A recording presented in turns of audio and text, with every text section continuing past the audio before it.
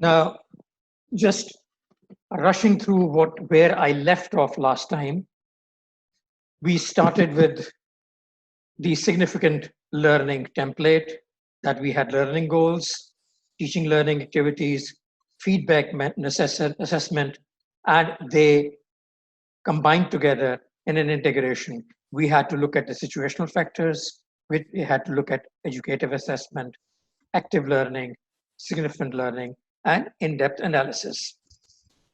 And holistically, we said experience, doing, observing, actual simulated, rich learning experiences, whereas information and ideas, primary, secondary, etc., combining all these three together is a holistic active learning. A student has to learn all of these, or even the faculty has to learn all of these to proceed further. Now, the key questions which we had: what do you expect students to learn in your course? Use the taxonomy as an organizer. What foundational knowledge, application, integration do you want the students to know?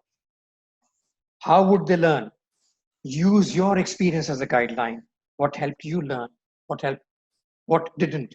For example, when was studying for my exams, I had to have music on in the background.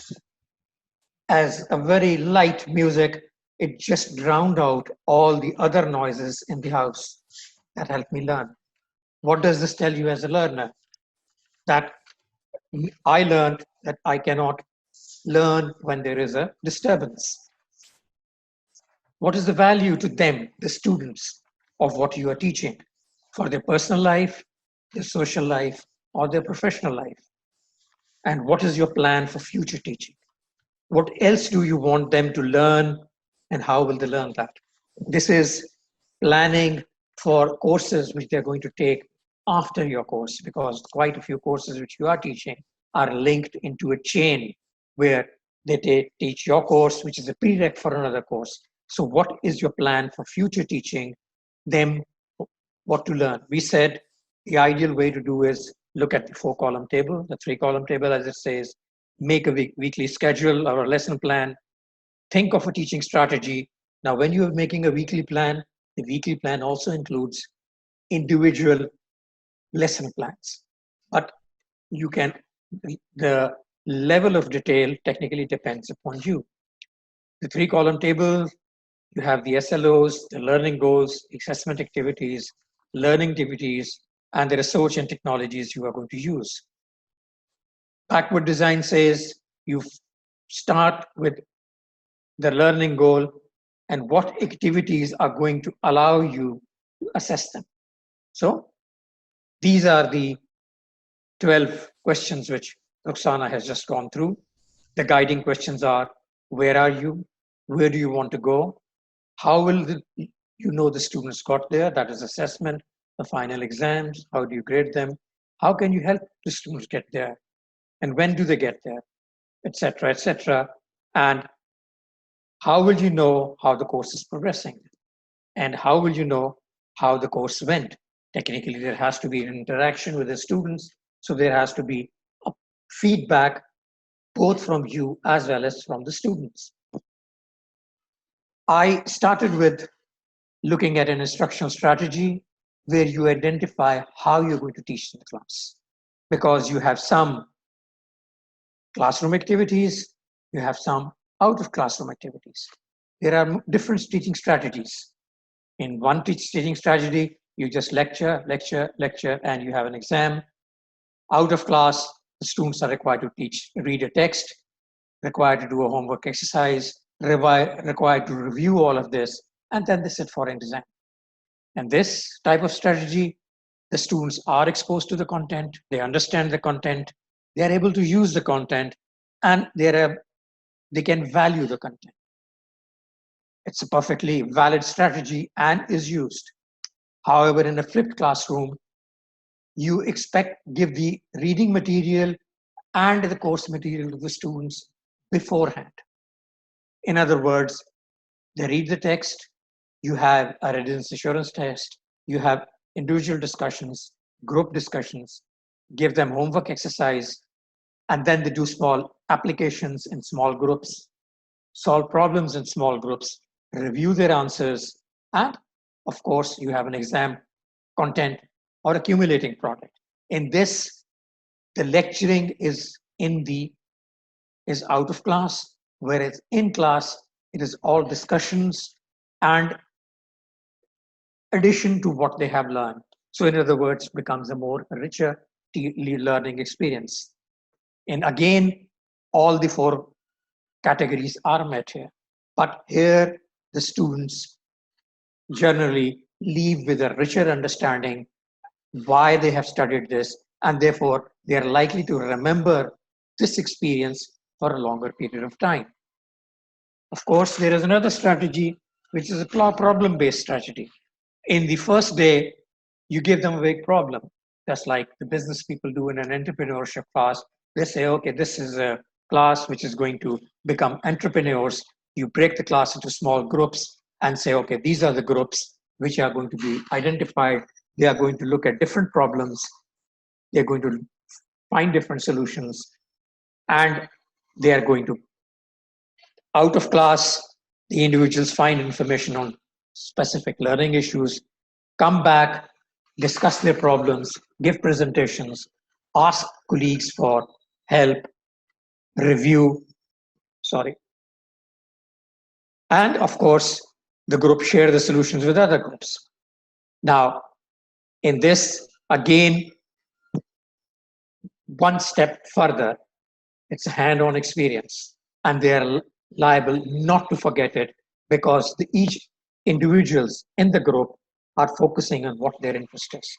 If a person is a mass comm major, that person can be assigned the task to make the presentations for the class, etc., etc. Or if a person is an IT major, that person can make spreadsheets. And of course, the others also learn how to use a spreadsheet and how to evaluate things using spreadsheets. You make your roadmap when to have an assignments, let's say in the second week, in the 8th week, in the 11th week, when you have your major quizzes, when you have your major quiz, and by the time of the 15th week comes across, the students are ready to go for the final exams or the final assessment for their grade. Now, these are the questions you have to ask yourself. Roxana has already stated what they are, but re-emphasizing who is and who is not understanding the lesson. Now, from my own personal experience, and many of you must have had that, is when you go into a class, you find there is a group which is very attentive and answers all of your questions. There's a group which is so listening to you, sometimes responsive, sometimes not. And there are laggards which are very difficult. In other words, you say blank faces there. Now, once you have identified it, you can rearrange your course to target which group, because your lecture should be, yes, the lecture should be such that it should challenge the gifted, but it should not deprive the ones who are struggling. So normally what we do is we have the middle group is one which we are targeting. Therefore, it is easier to bring the laggards up. And you can always give challenging questions in the quizzes or in the assignments to one who are the bright students so as to keep them interested. Now, what are the students' strengths and their needs? That is the situational factors you have to look at. Which students have access to high-speed internet? Which students have access to resources? Which students do not have internet at home, etc., etc. What are the misconceptions I need to address? These are misconceptions in my course, which are normally misconceptions which get carried forward and then they are repeated by other students. These misconceptions I can get out of feedback from the students at the end of the course, discussing with peers, discussing with colleagues, and of course, discussing with the students. What feedback should I give students? Now, the feedback which you have to give is prompt, current, and feedback which will allow them to improve. What adjustments should I make to the instruction? The adjustments, you as an instructor are the one who's the best to decide whether I have to teach at level A, level B, or level C, depending upon how much course material I have to cover. Now, whenever you're looking at a course which is spread over 15 weeks, there are about 8 weeks which are crucial. And the other 8 weeks are mostly material which support those 8 weeks. So you have to make sure that those 8 weeks which are crucial are transferred to the students, because that is the main crux of your course. How should I group students? That is one of the questions which normally arises. We will hold a different workshop on it, that you just do not group friends together. You just do not say, all right, the computer science students sit in this class, in this group, and the business students sit in this group, and the natural sciences students sit in this group. The groups, because they are among friends, they are not learning anything. You have to break up groups and make teams. We have a different session on that, where we do how do we do teams and how we assess teams. That is a different session which is held by CLT once annually, and you are welcome to attend to it. What differentiation do I need to prepare? Now, differentiation, one of the things you have to be careful about is that final exams are differentiating by a very nature, because you have to differentiate between the A grades and the D grades. Therefore, you have to have different levels of questions which are asked in the final exams or in the quizzes, but the quizzes should build up to the exams. Now you find out where people are in their learning through discussion, questioning. Teachers agreeing clear objective with pupils and providing feedback that help them achieve their goals. In other words, all of these things, sharing criteria for success, expectation. I share my personal experiences. Sometimes I play the fool, tell them, okay, these are the mistakes I've made, why I made them, and I don't want you to repeat them. But that is rarely, because remember, you are a role model. Making peer and self-assessment key components to learning. In other words, you have to inbuilt or encourage the students to review their own evaluations. And you have to enable young people to take larger ownership. Now that is where I want to end. Have we ended it? Let's make it all what it needs to be. Or perhaps it's a new start and we are starting for teaching in the 21st century and we are learning to learn. Thank you, Ruxana. Back to you. Thank you so much, Sufyan. We have If been revisiting. If I miss something, please ask the not at all. people to ask me questions when we ask. Yeah, I think please leave your comments in the chat box if there's something you want us to revisit. The revisiting is basically because module 2, I have your feedback comments on the module 2. 76 of you attended and only 33 of you filled back the form, but that was enough. And you have shown high satisfaction with the webinar, with the module itself. But for the webinar, there's one person who was dissatisfied, and I would love to know why so, and the critique, because that would help us improve. Just quickly to read, pace was too fast. These are some of the comments that came through as a feedback of module 2. And that made us revisit what we have done today is to add to, on the basis of your feedback. Application of knowledge was missing. It is still missing as a response. We could not, and in these 2 on a short span of time, could not offer you the hands-on experience. And you are right. Some of you have talked about time limitation. You were talking about we need more how to write our learning objectives. A lot was compressed in just a couple of hours, and with each presentation be done as a single session. And you know, these are your comments that I have in front of me, and they're right. One, I think it was awesome, but it was overwhelming. Rightfully so.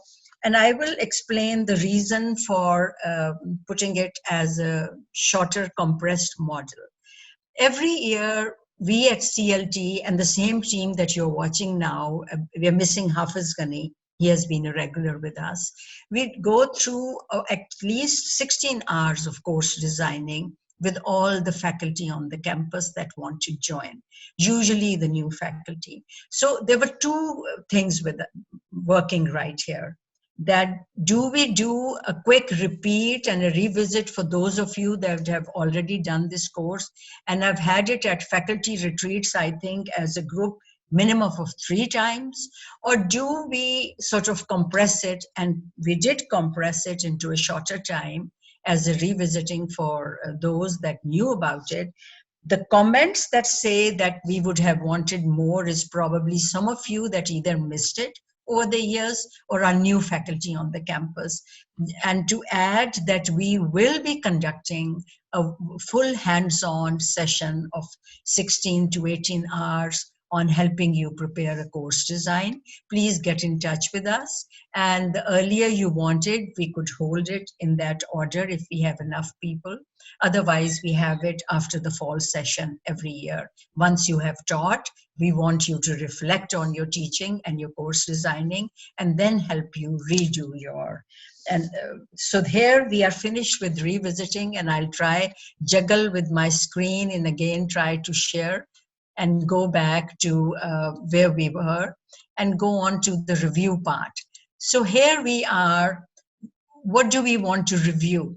Whenever we want to review something, it is clear that we want to talk about some sort of rechecking, quality assurance to see what we have done right, or what are the things that we should have considered. And quality assurance usually is standardized indicators that you develop over time or over with research have been developed that tell you how to maintain that quality for various levels of your course planning, your course delivery, and how do you evaluate after you have delivered your course. And usually when you talk about reviewing of a course, there is a Quality Matters website that I came across, and they talk about online courses.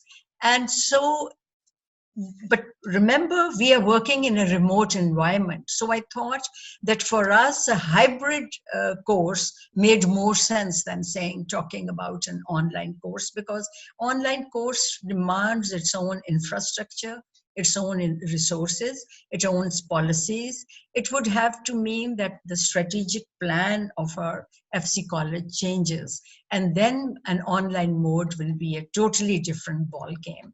But we are working with the impression that we'll go back to our traditional mode of teaching. And now I'm going to do the open checklist, which I would like you to quickly go over. And this checklist, as you can see, is divided into before the class begins, initial phase of online teaching, during the course, and post-course reflections.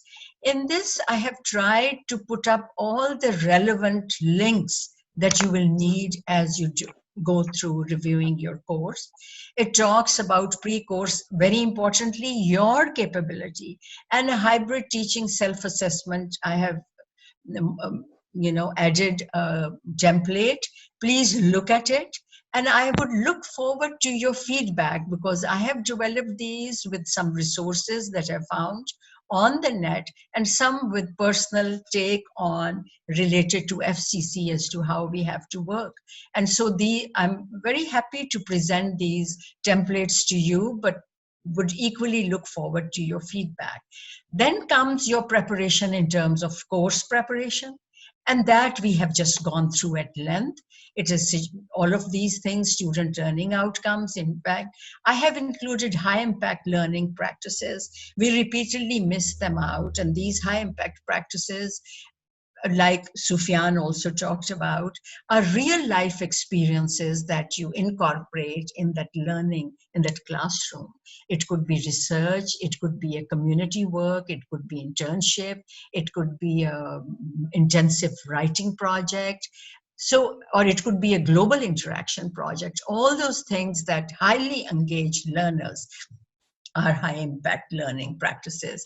Then of course, syllabus, lesson plan, assessment plan, learner support plan, quality of content becomes equally important, and I put in resources for FCC Digital Library. Active learning becomes important, and there is a link for that. So I will not go through the whole link, but you can see that there's a start of course guidance to students, which is crucial. And there are some best practices that I've included for you, for your perusal. So you can see what were some of the best practices, and we'll go through some of them with you shortly. And I have given in some sites where you can see what does research say about what your best practices in teaching, and then in-course teaching, and then post-course reflections. These are reflections by the instructor. They are reflections by the student that you can have mid-course or after a course purely for your session that you do. And then there is a student evaluation of teaching, which is more like a campus-wide. And I'll go back to again. So this is the checklist that I went through, and it will be very helpful for you to review your course. But now we will go on to some of the best practices. This is a study that I came across done by 2 research companies, academic research companies, but this is USA. And I wish we had a research at FCC.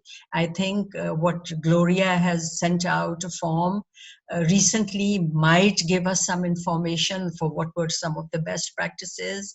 And we have collated some of the best practices that you as a faculty stated in the spring webinars that we had.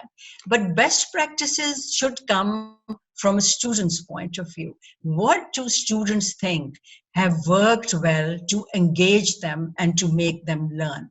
I have here some best practices that came out as a result of this study. And I wonder if you could guess which were the top 2 winners in this list.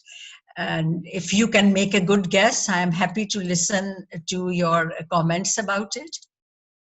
Any comments on this from the audience in terms of what would you think are the best practices that really were a winner in your campus? If you could please speak out or put it in the chat. This is Wasim, and with me it was involve students in their learning. I think that best worked for me. That's worked for you, perfect. So involve students. How did you involve students in your learning, Wasim? I think I kept in touch with their personal problems as well, because they would share. I would relax many things for them, because we know that we are in an emergency situation, and not that stopped them from learning, but I think that was facilitating them. Okay. So facilitating students at all ends is very important. I mean, as far as I have a humanities background as well, so I think that helped me a lot. I think personal messages, this was very important because there were so many things that students were not able to discuss in groups.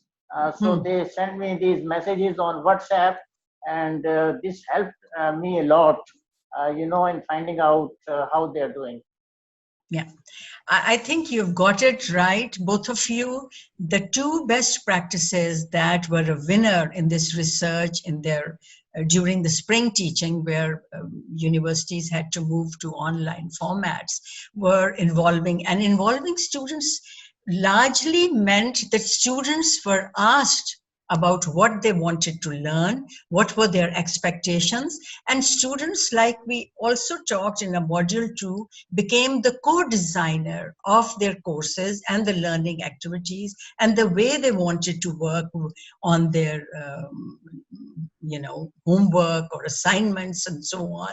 So having the students become a stakeholder, taking their input, was very, very crucial in how involved the students felt into their learning, and personal messages, and rightfully so. And I wonder if you remember that Bob in the spring seminar said that he sent individual messages to students. He found out if a student in his class was lagging, why had he missed a class? And so writing a very personal message to the student for some reason that you felt was, different to the rest of the class, made a huge difference. And the students sprang back and responded, or otherwise you solve their problems. And so real world examples and live sessions. What also many of you Dr. enjoyed was sorry to intervene, but I think keeping privacy of the students were also very important. It's not like that you put everybody in everybody's email. And I think personal means like, okay, addressing the specific problems of specific students. Yeah, absolutely. That's what I meant. Keeping an individual email contact with the student if there was a special issue. So the personal message means, just a contact with that one student. And that tells the student that he or she is very important, and it makes a big difference in their recovery or their response, or even the resolution of their issues. Something that came out again, a winner were breakout rooms. In breakout rooms, I think we had an activity with Mavish, and all of you enjoyed and thought that, wow, that was a great way to learn. And so if we have to move on an online modality and do hands-on sessions with you, we will be using those breakout rooms, and the students love a lot. So smaller work sites. So those all made a great difference in how students, responded. Frequent quizzes and prompt feedback and group projects outside of the class, meaning an interaction with the real world. Here I'll again I think stop.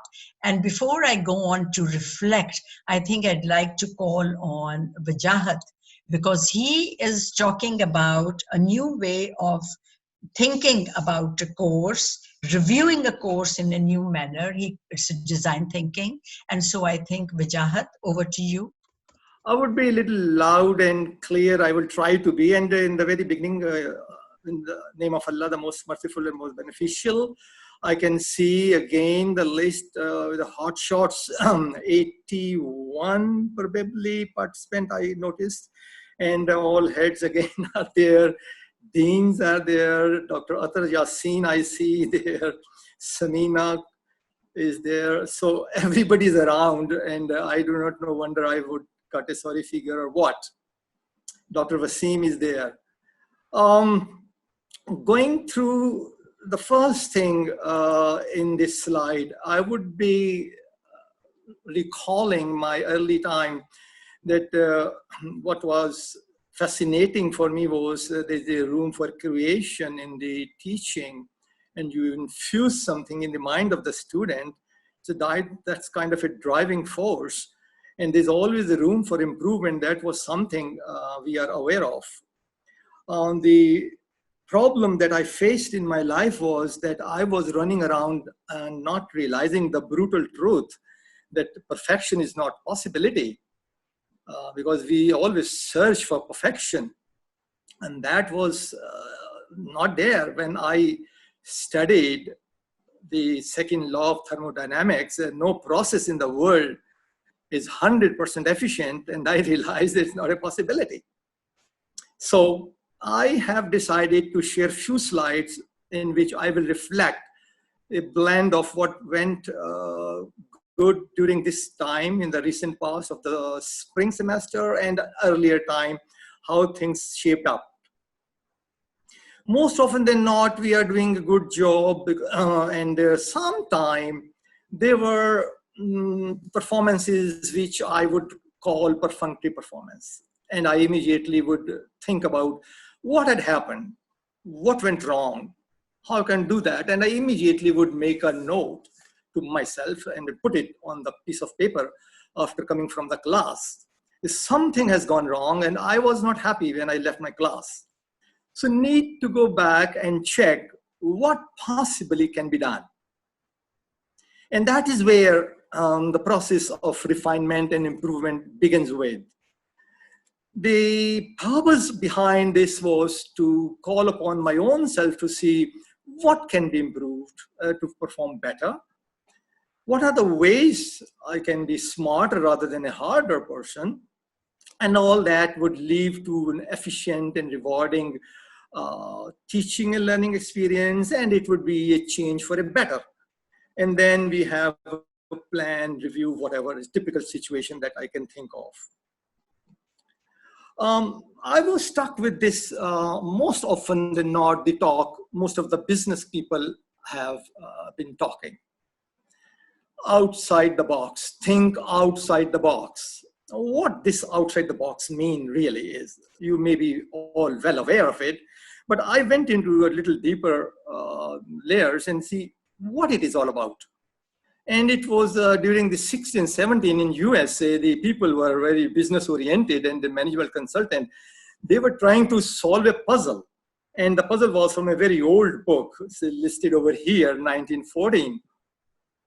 And the problem they posed was there are 9 dots, and you have to use a pen without lifting it, connect in 4 lines or less all the dots. So this was a puzzle that was to be solved, and then solving it, what happened was this situation. It's on your screen, I trust. If I can enlarge it, let me go back and put it in a larger slide over here. Yep. So they say what is out of box thinking is that one point is out of the box, all are inside the box. So this kind of fascination, something has to be different. What happened ultimately that Trump won the election? What is the relevance of out-of-box thinking here? This gentleman, Alan Lichtman, he predicted Donald Trump will win the election, and guess, there were statistics, there were predictions, politician, public, that Hillary Clinton will win.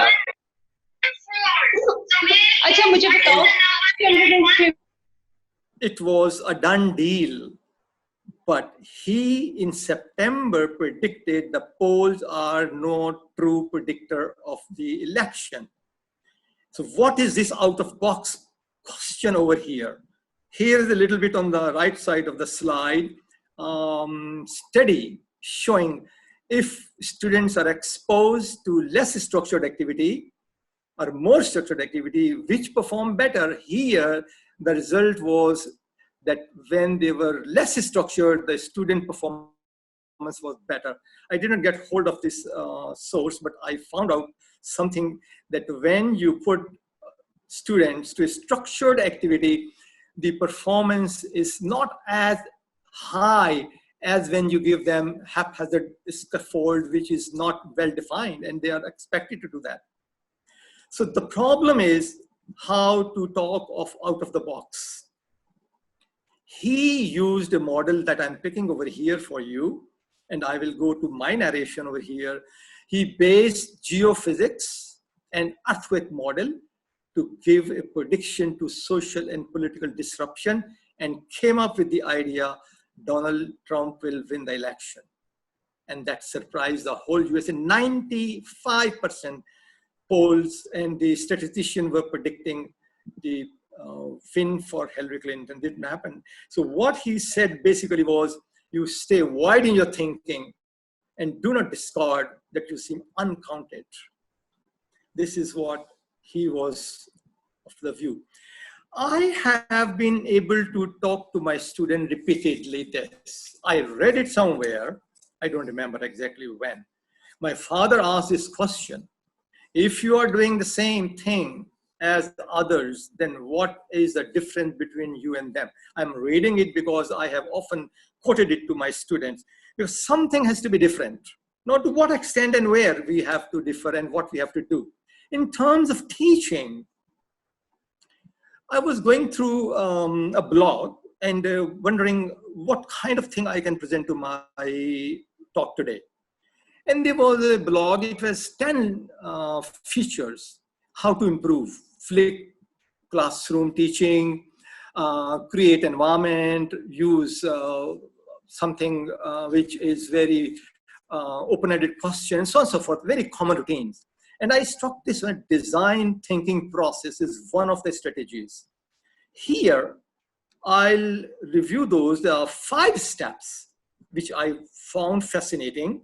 And they are kind of a concern to us because they are for the educationists to see how we can get help from this. Step one is discovery. This is something that I have a challenge, and how I can handle that challenge. Then the step two in this design model was interpretation. I learned how I interpret. It's a question to your own self. Ideation, I have an idea. How do I create? This is a third step in design. Very well known, self-explanatory idea is there. You build. Out of experimentation, you need to come up with conclusion, you will synthesis, and then you come up with ideas. Evolution, improvement. All the time, as we move forward, we improve. Wheat variety is being improved for yield, and Dr. Koster is around that phytase is an enzyme to liberate phosphate into the wheat, and we eat that and we consume that. So it's a kind of gradual, slow evolution. So we keep on building and then evolving structure. So this is a good tool in hand to learn few things that we feel can be helpful in a thinking design process. At least I would be looking at that. Now, sometime I found out a couple of things which I'm going to narrate, but this is something which I have not tried. I wrote a philosophy quite a long time back, but didn't practice it. So this is a statement which you have your belief and values. You align them along your learning and teaching practices to see where you are. This I would like to suggest for others. You are aware of that. Many are aware of this, not me. So you may be knowledgeable of many of things that I'm talking. So kindly excuse me if you are getting a repetition of that. In this, you have to identify things that you need to do. Self-explanatory. I don't like reading slides. So these are things I pause for a moment and you read that objectives are there, how to achieve that. Previously, I was referring a mountain and a flag on the mountain. I explained the process of goals, objectives, and kind of outcomes, the result. So result is more important than the what the process was. Anyway, this is how I can educate myself and my student by writing a narration, giving challenge to myself, and then coming up at the end how far it measured. On the scale 0 to 10, is it good enough for me to see, can I evolve on this or not? So this is a philosophy. I have written this, my teaching philosophy narrative. That means teaching philosophy statement. And you talk few things, and then at the end, I feel you should give a little bit of a grand view. You end up, when you write your philosophy, what you have achieved in the past over a year's time, and then you are proud of that. Based upon that, you are searching forward, looking forward. Here is my personal reflection, entirely based upon my experience that I thought to prepare, because Ruxana asked me to do this session as well. I had done the first one, it was enough for me, but then she said, you have to handle this as well. What is to be different? Then that's the first one. I don't know, I changed this heading at this top over here just 10 minutes before my slide preparation. I don't remember what it was. It was something that ownership. We lack ownership, or say awareness, and to what extent. I was faced with several challenges this time. I care for my students a lot, and I wanted each one to be on the same page. What I found out, many of them has problem that the teachers do not understand. We have a packed system. There were teachers teaching online. I was also doing the same, posting on my Moodle all the information quickly, rapidly. Every week, 2-3 mails were out, and I shared the more than 2,300 emails I exchanged with my students. So they came up with the idea that teachers do not understand, we need some rest time. And then I saw they need study hours and they need mind to be at rest to grow. The technical term I found out was mental gestation time. We are not familiar with this because students have a problem. Until and unless we put finger to this problem, we will be going on a track teaching, not realizing other 4 teachers are also teaching them and they do not have time. So keep a provision in your teaching and challenge how they have to respond and rest. They also have a problem, absence of real-time feedback. Yes, that was a real problem. So in order to handle this, I'll come later on what I did. They also complained it is like a professor in a box. Well, I looked, what's a professor in a box? It's a convenience of a course which a professor prepares, commercializes, and pack it, and it is delivered at the box. You need not to go to online. You need not to go to any university. A good course is prepared, instruction, detail, outline, quizzes, assignment, video, tables, and you give exam and you pass it and you have acquired some knowledge. Why I have put this professor in a box over here, the problem the student face. They say, we can have a ready-made material. Why we need a teacher? That's the reference professor in a box.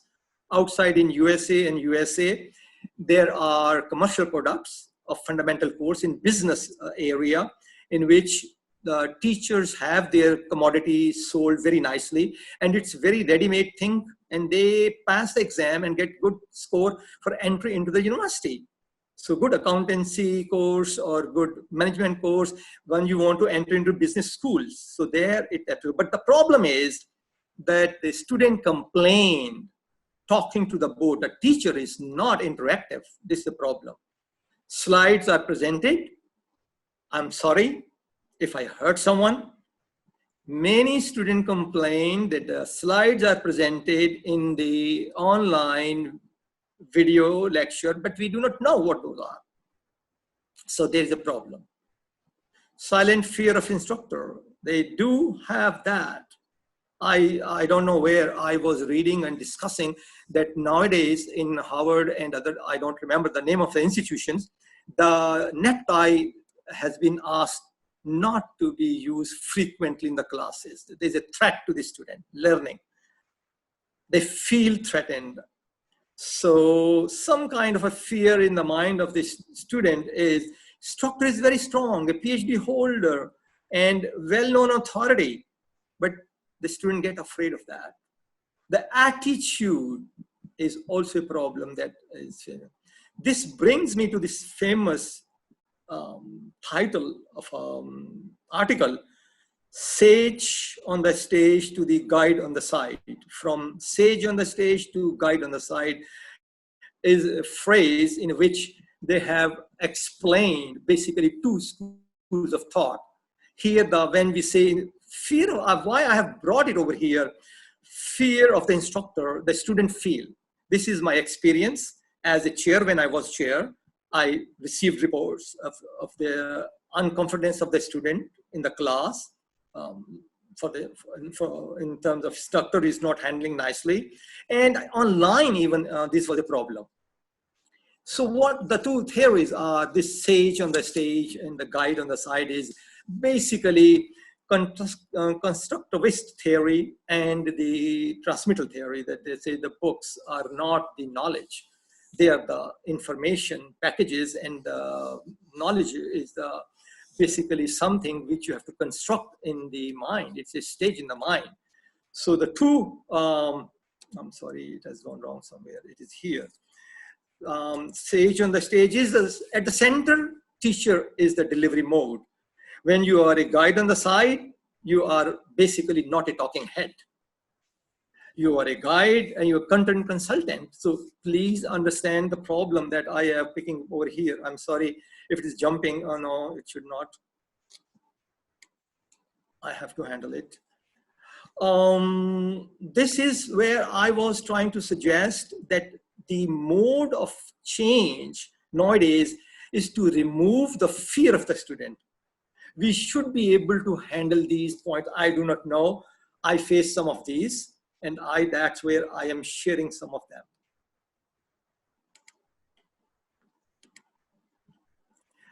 Then I encountered a very surprising result, which made me to put this over here. They say seamless structure, the manager of the structure, seamless. You present something very accurately describing feature and say, idea is to present something. And look at, before I go into the little detail over here, the article is there in 14. 77% of the graduate students were satisfied. They say there was an organized microsystem giving them problem, learning objective, key reading, video, etc., etc. And this was a macro system in which you are micromanaging. I had to share it. They say they provide a very solid structure called manager of the structure. You as a teacher is producing a flawless system which is online, and you are handling it in a weekly manner that the students are deeply satisfied, presenting the problem and then talking them and giving the exam and see how they fare. Surprisingly, this was a material, not a ready-made material, but something for them to think. This is a structure that I had to share.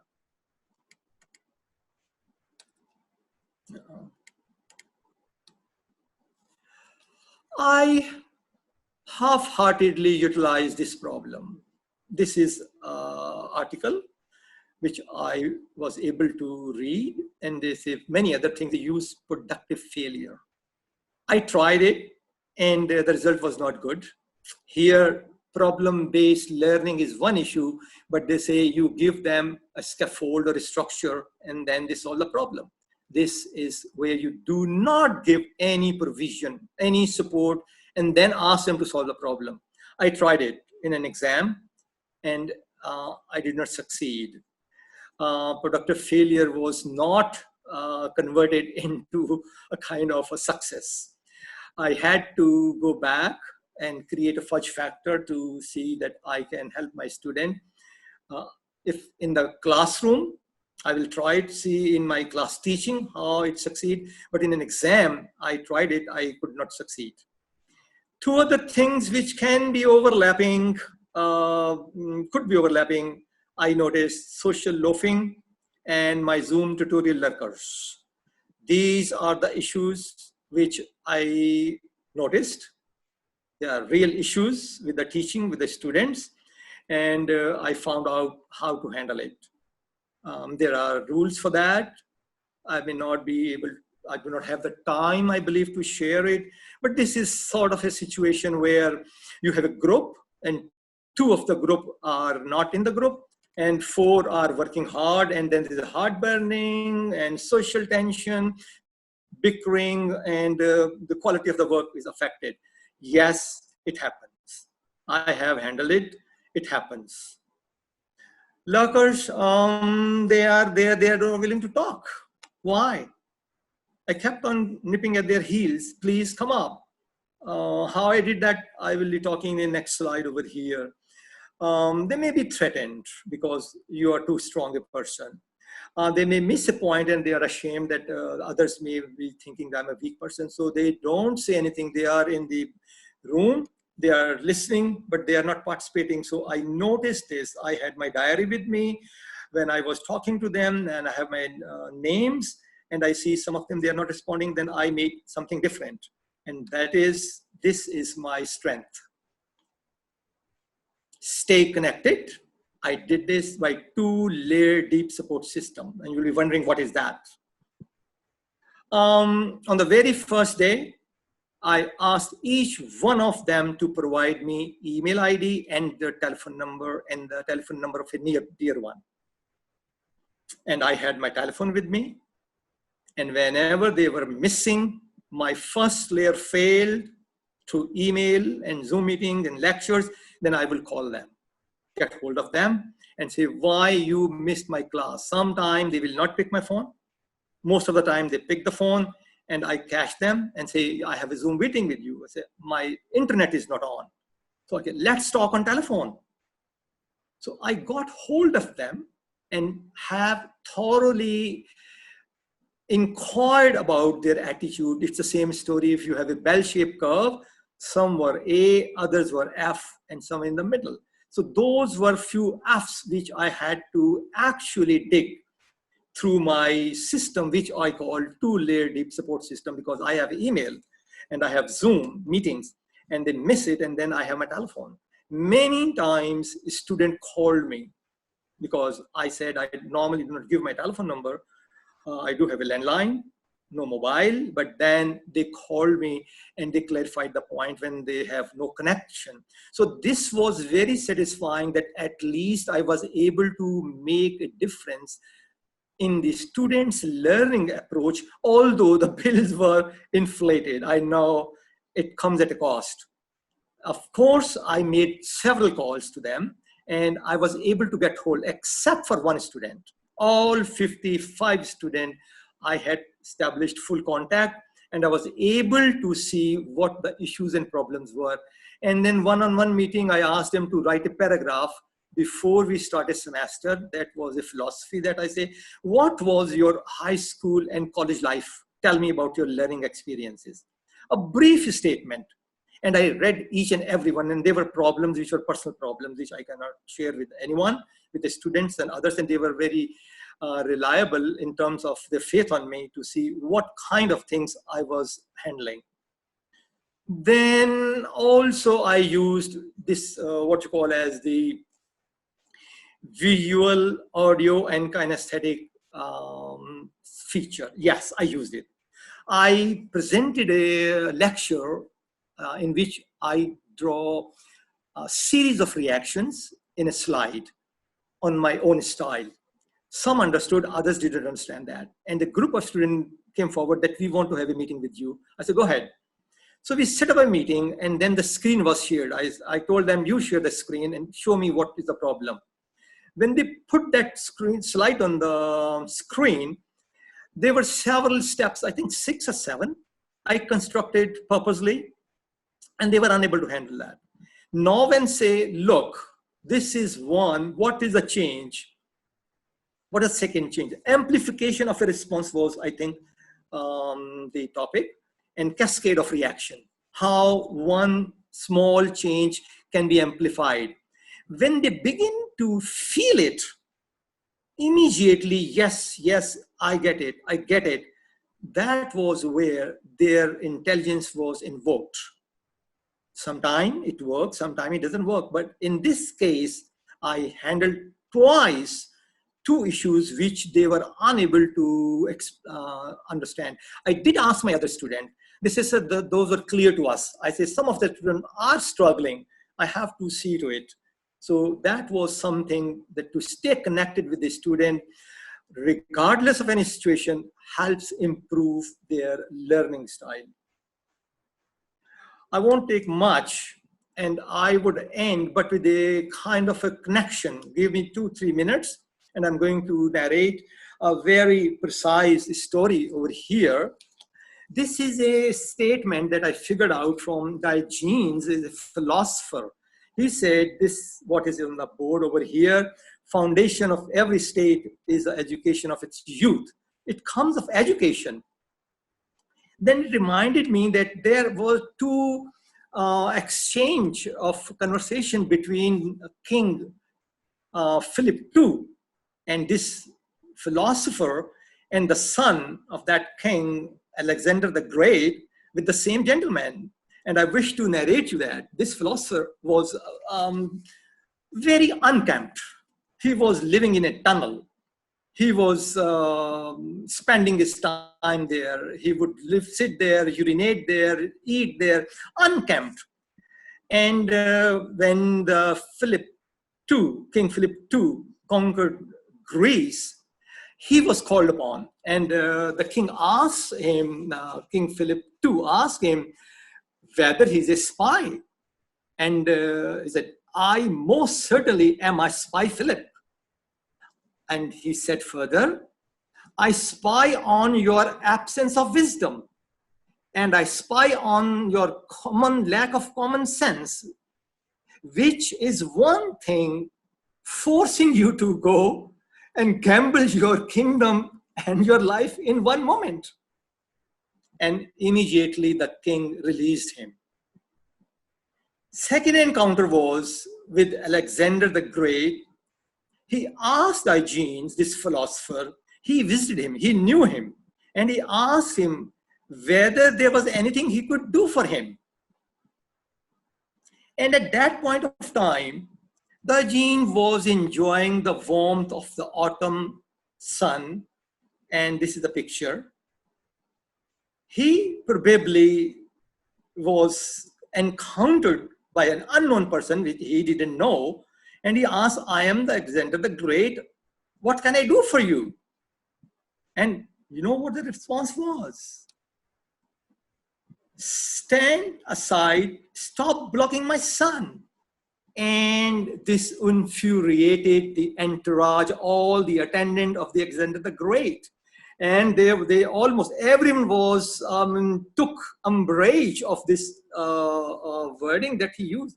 He insulted the king. Surprisingly, the response of the Alexander was, if I were not Alexander, I would want to be Diogenes. Why I have presented this to you? Here is a connection. He studied philosophy, drama, poetry, science, politics, and guess who was the teacher? King Philip hired Aristotle to teach his son, Alexander the Great. And that is where I have, Marcia Grant gave us this only to connect article, it's published over here, and that brings me to an end that if FCC is a liberal arts college, our students should be having an attitude which would be like Alexander the Great. He did not hit him, he did not decapitate his head because he was insulted. He was the king and he was philosopher. But look at the response. If I were not Alexander, I would want to be Diogenes. Thank you very much. Thank you so much, Wajahat. You have really brought a lot of philosophy into your talk, and you have connected it to the classroom, and you have connected it to the bigger purpose of liberal arts education as well as education. That was truly great, and very happy to know of your reflections. So this brings us back to our session, whereby a lot of you actually have talked about how you want. We have talked about revisiting, where myself and Sufyan went through our initial components of what we did in module 2 and how you develop your course and your teaching. Then we came on to reviewing of the course, where we talked of some of the best practices. And I'm sure most of you remember Chickering and Gamson, that we talk about good practices of teaching, undergraduate teaching, and they stand true even today. And that is what Wajahat has been talking about so far, is a lot that relates to those practices. And then we come back to reflection, which Wajahat did very well. But I will call upon, and as you know, a lot of professional development activities were very well covered by Musarat in her session, so there's no need to repeat those. You will have that PowerPoint with you. But I would now invite Maida. A lot of you, when you talked about what would you, when we asked you what you would want to know more about, most of you came back with saying, what does it mean to be a self-regulated learner? And so I invited Maida, who is at our campus in the Department of Education, a brilliant faculty who is also very savvy with technology. And she'll be taking over the session from here on to walk you through what does it mean to be self-directed, autonomous learner, and how do you translate that for your students? Over to you, Maida. Thank you. Okay, Assalamu alaikum everyone, and a very good afternoon. I'm a bit nervous today because I am a part of speakers who are giants on the campus and beyond campus as well. So let's see if I can do justice to the session today. I'm going to very quickly and briefly talk about and guide you through self-regulated learning. I won't be talking about self-regulation in general because self-regulated learning is more connected towards education and academics, and self-regulation can be applied to humans and human behavior as well altogether. So, oops, yeah. So this is my agenda. We're just going to talk about self-regulated learning, and then I'm going to quote some examples of self-regulated learning strategies, which is called SRLS. And let's just start. So self-regulated learning is a learning, whether it's from professionals or it's from academics, it's from students or teachers, whoever you are. If you are able to understand your learning environment and control it at the same time, you achieve that goal of self-regulation in your either working life or if you're implementing it in your personal as well. There are a lot of models for self-regulated learnings. I have chosen this one because it basically encompasses each and everything, and it is also reflection of your pre-reading material as well. Let me see if, okay. So this also reflection of your pre-reading material, and it basically covers all the components. To be a self-regulated learner, again, whether you're a professional or a student or anyone, you need three processes working in your life. Number one is forethinking or forethought, and you can see the points listed over here. I'm not going to go all through them. Then when you're done planning for your task, or when you're done planning for your learning, you move on to the performance. And in performance, monitoring is very, very, very, very, very important, because if you're not tracking your progress and if you're not kind of changing and modifying what's going wrong and what's going right and improving upon it, there's no actually use of being a self-regulated learner, and you kind of fall out of that circle of self-regulated learning. And the last one, and I think that each one of us have reiterated and encourage you guys to self-reflect. It's just basic that after all the process is completed, you self-reflect and then move on to forethought again, because life is a process, it's not linear. So keep on going in that loop and you will achieve self-regulated learning at one point. To be very honest, it's very difficult to achieve self-regulated environment or be a self-regulated learner, but it's not impossible. You just have to set a routine and be motivated and set your mind to it. And then it basically is automatic when you're doing different tasks or executing different tasks. I got to know about self-regulated learning in 2015, and it has been 5 years. So I consider myself in that domain somewhat, but I'm still learning, still taking help from here and there. So I'm going to move on to strategies because I don't want to spend more time on theoretical part than on practical. In our strategies, you can have gazillion strategies, and psychologists and psychiatrists who have joined us today would definitely agree with me that there are so many strategies and there are so many different models which work for some part of the humans and then for the others, whether again you're a professional or you want to apply it in your personal life. The number one strategy is just to think, and not only focus on thinking, but just focus on forethinking, which is pre-thinking.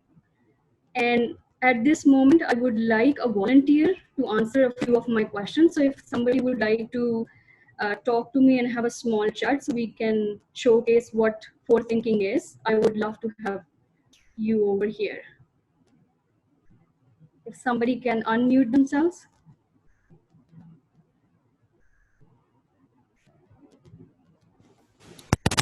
This is Wasim. Is it, you mean schemata? How are you, Maida? The use of schemata? So, whom are we going with? There was a female voice I heard. Musarat, ma'am? This is Musarat.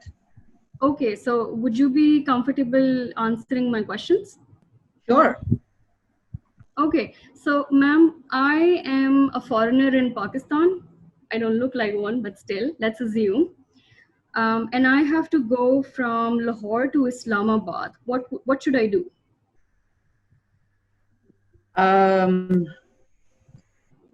There are multiple ways of doing that. If you have your own transport, you can take the motorway. If you don't have your own transport, or it depends on how much time you have. If it's a leisure trip and there's no time constraint, that will be a different transportation route you'll be using. So there is a different. So I would want to know what kind of what is your limitation, or what's your constraint regarding time or transport. So my answer and question to you would be that I have all the time in the world since I'm exploring Pakistan, and I can go on any transport. What would you do then? So then I would recommend that you shun Pike and you go take a hike from Lahore to Islamabad. Oh, wow. That's amazing. Thank you so much. Can someone else answer the same question if they have a different answer? Wasim, would you like to answer? You always come up with unusual responses, Wasim. Well, can you repeat the question, please? So, sir, I am a foreigner in Pakistan, and I'm here for the very first time, and I need to travel from Lahore to Islamabad. How should I travel? What should I do? I think there are guides available. You can consult that. You can also ask friends. You can also maybe Google. And if that doesn't help, I think you can call the transport means and find out if you want to travel by train, if you want to travel by bus, or if you want to go by air, which of course will not give you the whole flavor. And if you are a good cyclist, you can cycle all the way. Yeah, that's excellent answer. Thank you so much. So the audience in the webinar, you notice that there was a difference between the answer of what Dr. Wasim said and what Ma'am Musarat said, and both have kind of similar answer. They wanted more information of what my choice is or what I really want to do, and these are all the elements which are included in self-regulated learning. I was actually hoping for the answer ke bas aap gaadi pakad ke chali jayein, but they gave me more detailed answer, which is always a plus point when you have a task or when you have a learning task. So it goes both for professionals and students as well. The other thing which I would like to mention over here in forethinking is that, so you have a goal, you have an objective to achieve, whether it's a minimal task or it's a gigantic task, and you say that this route is the perfect route for me. And self-regulated learners would actually not assume that there is only one route to go to Islamabad or whatever goal you have. Self-regulated learners who try to think more and find out what other efficient ways can we do the same task, or what ways or what elements and tools can we include more and achieve that goal, that trophy at the very end. So this is something which is included in forethinking. So if you have a set plan for what you're trying to do, and you think about it, I know that it sounds a bit boring, who has time to think, but even if you spend 2-3 minutes of thinking on a task, whether you are a professional or a student, it pretty much works in a very good way. I have seen a lot of students jumping right into the task without thinking details, which really kind of frustrates me as well and them at the same time. So it's one quality of a self-regulated learner. So you are done with forethinking, and now we move on to the performance part, which is the second quadrant of second part of self-regulated learning. How do you monitor performance, or how do you monitor your progress? Again, whether you're a student or you are a professional.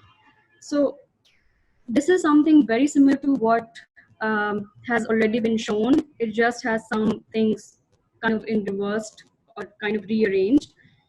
What I would really like you guys to focus on is these two arrows over here. This checklist kind of works really, really well for the students if you are monitoring their progress, or they are monitoring themselves, which is basically self-assessment. By putting a simple check in front of a task or an assignment or a project helps you and them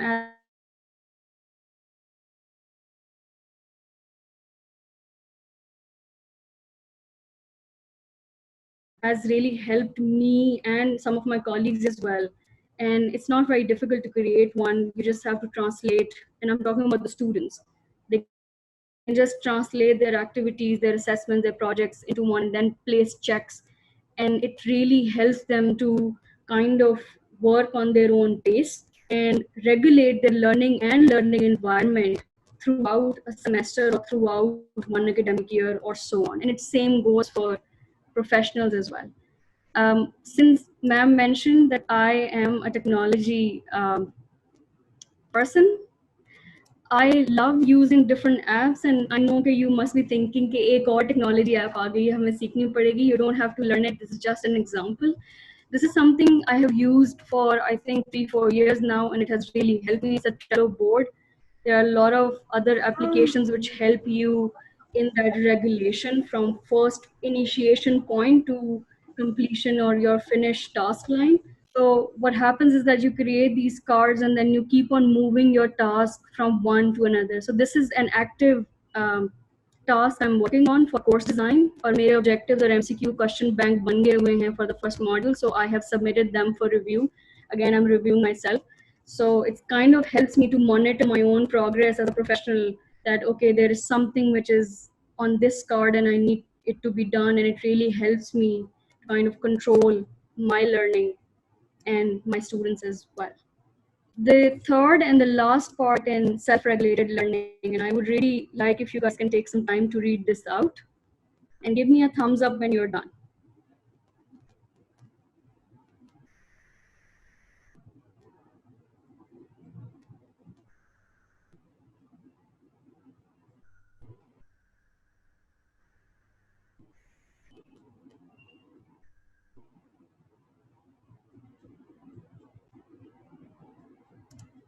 I guess we are done. Okay, great, great.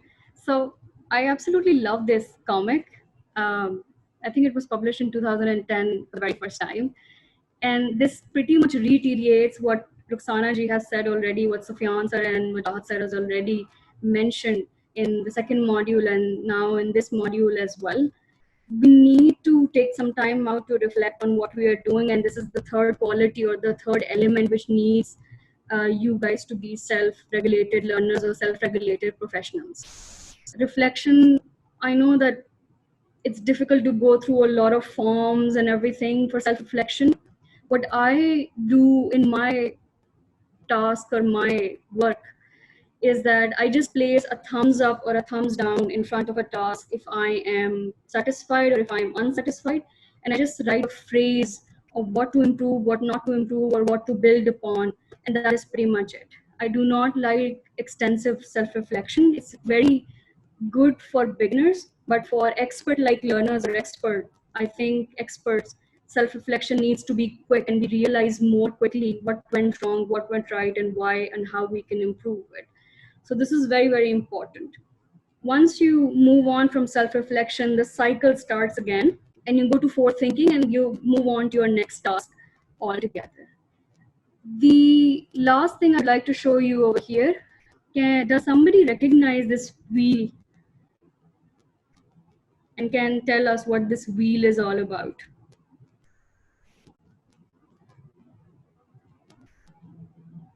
My call out would be to psychologists or psychiatrists, if they are here, if someone else knows what this is. Is it dealing with the affective areas? Close, close. What else?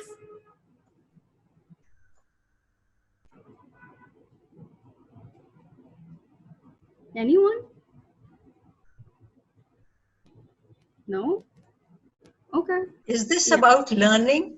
How you learn, the different stages of learning that could be a part of learning? I'm not very sure.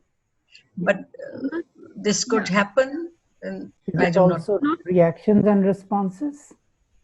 You're right about that, but Nabila Naftali ma'am has answered in the chat, and she is absolutely correct. This is called Wheel of Emotions, and she has also written the name of psychologist as well. So what happens with the Wheel of Emotion is, and then again, my purpose of showing this over here is not to confuse anyone with a lot of emotions going on, is that self-regulated learners are also emotionally regulated learners, and that's the tipping point or the success point of self-regulated learners. Whether you're using any strategy, चाहे वो forward-thinking में है, performance में है, या it's in the self-reflection part. So when you are angry at a student, talking from the teacher's side of teacher's side, you can show that or kind of model that to the whole classroom. You need to kind of filter it out. Yes, I do agree that we always have to remain kind of natural in our classroom, but then again, it's very important that we regulate and do not kind of cloud our decisions based on the classroom. And the next thing, the next picture, and the reason why I chose this, a lot of you might have seen in this movies or TV shows, and some of you might have traveled on a plane as well. This is from an airplane instruction card in case of emergency. So this basically shows that a mother or a woman is putting up an oxygen mask before putting it on someone else. And this is exactly what we self-regulated learners, professionals, or students need to do. So if we are not regulated, if we do not execute or implement the strategies, and we do not learn to control our environment, it's kind of useless to impart the same knowledge or expect someone else to do that. In our case, it's most of the students. And what you guys can do is you can just pick up strategies which work for you, which do not work, do not try to pick them up because फायदा नहीं है. But other than that, this is the core idea of self-regulated learning, that work on yourself before working on someone else, in our case, students, and self-regulation will fall in line for you in some time. And the last thing which I always put before getting, after all my webinars or all my speaking engagements, is this: please do not get discouraged if something doesn't work. Teaching, learning has always been a chaotic mess, a beautiful mess, and you just have to analyze what goes right and wrong. And it's just trial and error, and do not get discouraged by anything whatsoever, and keep on trying different things, and you will achieve self-regulation one way or another. At the end, I would like to open up for a little bit, a small activity. Since I'm the last one talking in this whole group and we really wanted to converge at a point, so I have created a small activity. I'm going to post a link in your chat. And what I would like you to do, click on that link and just answer the question. And I will share the screen over here as well, so all of us can see what you guys have written. So this is the link.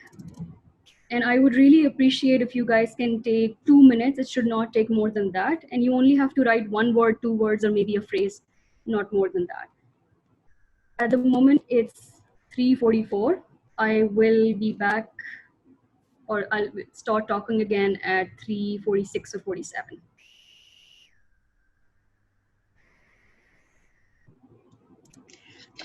May I clarify the question? The question is about your experience in spring teaching. You have suddenly shifted to a mode of a remote instruction mode. You hurriedly learned all the strategies, how to make a video, how to put up an office at home, how to communicate with students.